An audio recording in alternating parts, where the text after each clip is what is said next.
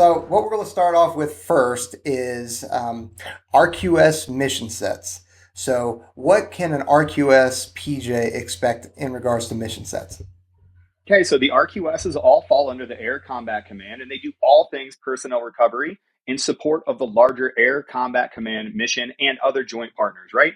So a lot of the classic PJ mission set is we're going to have a team, we're going to employ this team in a certain area, and if any aircraft goes down, if we have any isolated personnel, if anything happens in that area that requires our specific skills, remember technical rescue, ability to access certain environments that are maybe contested or denied, and then specialized tools in order to affect the rescue of that person, right? That's the classic PJ mission set at a rescue. But we also do humanitarian response, and we also respond to global emergencies. So if you think the next big shooting war kicks off, there are rescue teams right now that are postured and ready to go out with all the equipment that they need to a bear base, set it up, and protect the forces that are in that area.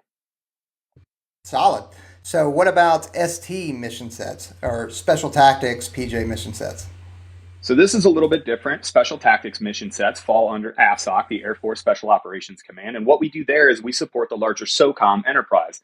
We support the three main missions of the ST enterprise at all, right? Like the larger ST enterprise. And that's agile combat, that's precision strike, and that's personnel recovery. Now, obviously, PJs work inside of that personnel recovery really well. We have the gold standard for personnel recovery, but we have distinct missions that we can do, or distinct capabilities, I should say, that support agile combat employment and precision strike and personnel recovery. Part of that is being global access, right? So that means getting to airfields and making sure those airfields that we have access and placement for a larger follow-on force. So a good way to think about this is a PJ that's working for a global access sort of mission on a global access team would go there in tandem with their combat controllers and their TAC-P and their special reconnaissance, and we would conduct an airfield survey. That airfield survey is good then, and then if something were to happen in that area, to tie it back to the rescue guys, we'd now be able to bring in with the help of our ST mission partners, we'd be able to bring in those aircraft and that other rescue asset. Right, and that doesn't end there. I mean, you want to talk about like at least from an ST aspect, and I guess this would be a question for me about RQS, but the attaching to your Green Beret teams, your ODA teams, or your SEAL teams. So we already know that ST PJs will do that. How about the Yep. RQS side? Absolutely. And it depends on if those teams need us. And I actually did. It's funny. When I was the first real taste that I got of being in that area and in that enabler or that force multiplier was actually when I was at the rescue. And we've heard it many times before. I have friends that said, holy cow, I'm doing that enabler mission, which sometimes they call ST stuff, but really they're doing that enabler mission. If there's a request for a PJ that's out there, 100% you can service that from the rescue side of the house. Exactly, because believe it or not, the preponderance of PJs are actually in Air Combat Command on the rescue side of the house, not in Special Tactics. I don't actually know what the Yep. percentage breakdown is, but most PJs are in Air Combat Command. It's big. It's way bigger. I want to say, I can't go into specific numbers here, but I want to say one of the big three units has more PJs than all of the two series combined. It's not, you know what I mean? Like, it is just what it is. For right now, the preponderance of force for active duty is the Air Combat Command. Yep, that's just the reality of it. Okay, before we move on, outside of mission sets, is there anything else that you wanted to hit that feel you may have forgotten? Because, like I said, we're doing rapid rounds here for everybody that's Yeah, listening and watching.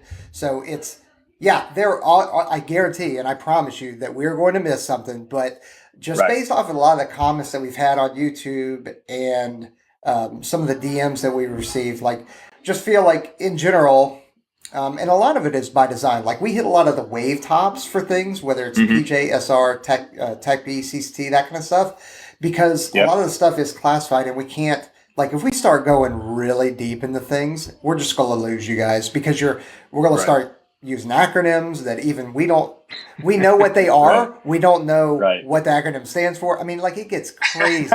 So, I love me a good TLA. yeah, Throw in acronyms. That's yeah. great. So, anything else on mission sets? So to think about this, don't think about going to a different place and that one PJ is better than another PJ. I hate it. A PJ is a PJ is a PJ. And when you graduate the pipeline, this is apparent because you can go straight to an STS or you can go straight to a rescue unit. I had brand new 3-level PJs. If PJs were different at the command level, we wouldn't graduate and be able to send them out of the pipeline right away. So pararescue has distinct capabilities. And once you get to your unit, you're going to focus on different things, right? I went to the 321st STS where I met you, my lovely best friend of all time. We were doing a different mission set than the guys in the guys at that time, because it was only guys, the guys that went to the 58th at Nellis, because they were doing different deployments to a different area and they had different focuses. So the guys out at Nellis were way better at flying on helicopters and being in two HH-60s, and I was a little bit better working that enabler mission. Conversely, the guys that went to Cocoa Beach, Florida, they can do things like get into a space capsule, or the guys that go to Alaska that get 2.5 rescues a week, they are the mountain experts that can do, basically rescues in the mountains of Alaska in true Arctic environments. So while PJs are different and we have different skill sets depending on what mission you're getting after and what command you're working for, I really want to say it like we're all maroon-hatted brothers. So don't think about this like, oh, whatever. Think about it just like when you're comparing, if you're saying, I want to work at an ST unit, or I want to be this type of PJ. No. That's just the mission you're getting after. It's like saying, I want to be a PJ, not a combat controller, because I want to be in the personnel recovery realm and not in the strike realm, like a JTAC, like a combat controller. Yep.